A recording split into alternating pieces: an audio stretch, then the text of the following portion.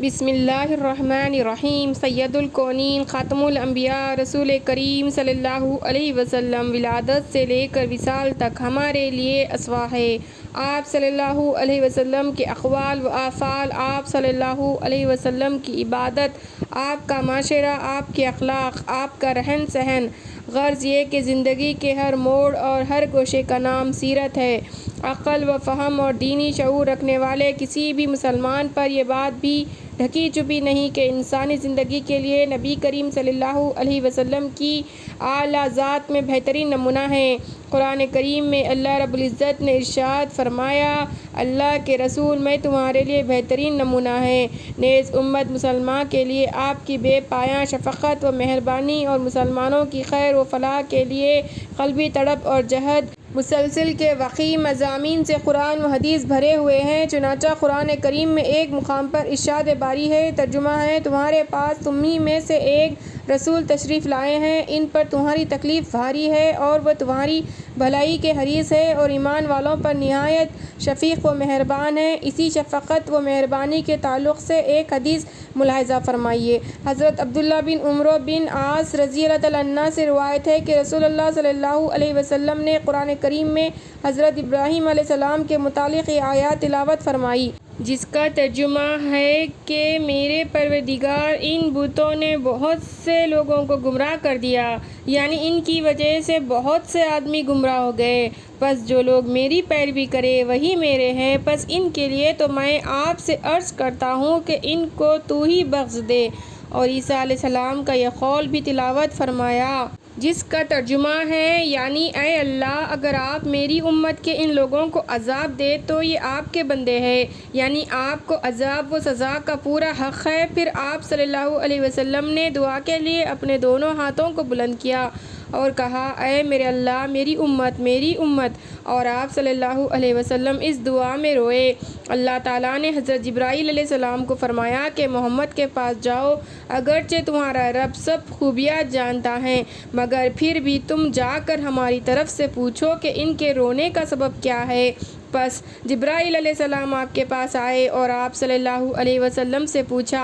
آپ صلی اللہ علیہ وسلم نے جبرائیل علیہ السلام کو وہ بتلا دیا جو اللہ سے عرض کیا تھا، یعنی اس وقت میرے رونے کا سبب امت کی فکر ہے۔ جبرائیل علیہ السلام نے جا کر اللہ تعالیٰ سے عرض کیا تو اللہ تعالیٰ نے جبرائیل علیہ السلام کو فرمایا کہ محمد کے پاس جاؤ اور ان کو ہماری طرف سے کہو کہ تمہاری امت کے بارے میں راضی اور خوش کر دیں گے اور تمہیں رنجیدہ اور غمگین نہیں کریں گے۔ ایک موقع پر آپ صلی اللہ علیہ وسلم نے فرمایا، جس کا ترجمہ ہے، یہ دعا سن کر حضرت عائشہ صدیقہ رضی اللہ تعالیٰ عنہا یہاں تک ہنسی کہ ان کا سر آپ صلی اللہ علیہ وسلم کی گود کی طرف جھک گیا، تو آپ صلی اللہ علیہ وسلم نے فرمایا، کیا تجھ کو میری دعا نے خوش کر دیا؟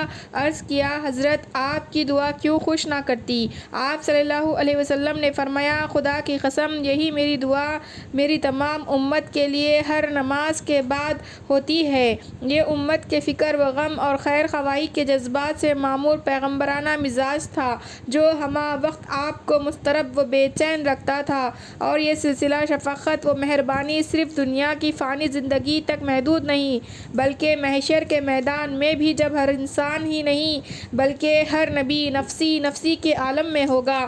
کرب و ابتلا کے عین موقع پر بھی زبان رسالت مآب صلی اللہ علیہ وسلم پر امتی امتی جاری ہوگا، اور آپ دیگر انسانوں کے ساتھ ساتھ اپنی امت کے حق میں خصوصی شفاعت فرمائیں گے۔ پیارے نبی صلی اللہ علیہ وسلم کو امت سے اس قدر محبت و پیار کا تعلق اور ہم مسلمانوں کا سنت نبوی سے اعراض یقیناً یہ انتہائی تشویشناک اور تکلیف دہ ہے۔ اللہ تعالیٰ ہی ہمارے حال پر رحم فرمائے۔ جس نبی کو اسوہ بنا کر مبعوث کیا گیا، اس نبی رحمت نے زندگی کے کسی بھی گوشے کو تشنا نہیں چھوڑا، بلکہ کامل و مکمل طریقے سے تمام شعبوں میں زبانی، عملی، ہر طرح سے اور ہر سطح سے رہبری فرمائی، خواہ ان امور کا تعلق عبادت سے ہو یا معاملات سے یا معاشرات و اخلاقیات سے۔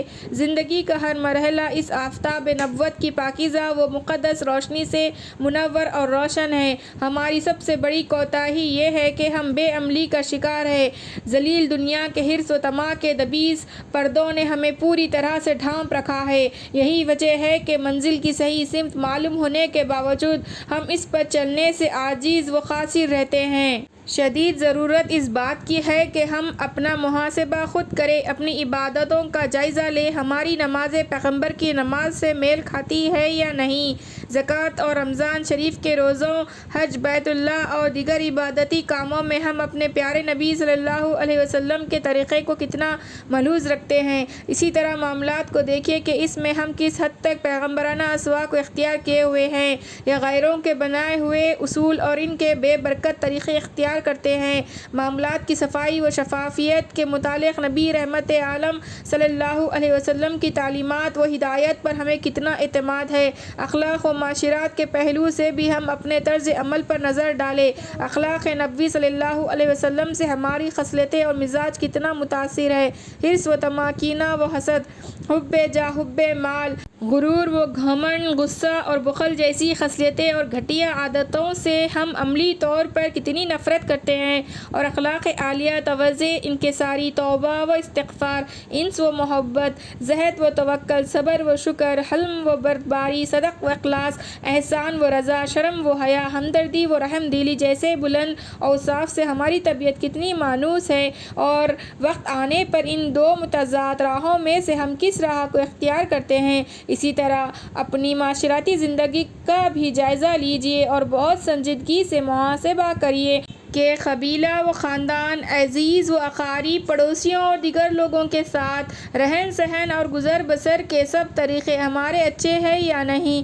خلاصہ یہ ہے کہ ہم اپنا بھی محاسبہ کریں اور اپنے اہل و عیال کا بھی جائزہ لیں۔ آج ہمارے بچوں کو موبائل فون، ٹیلی ویژن وغیرہ کے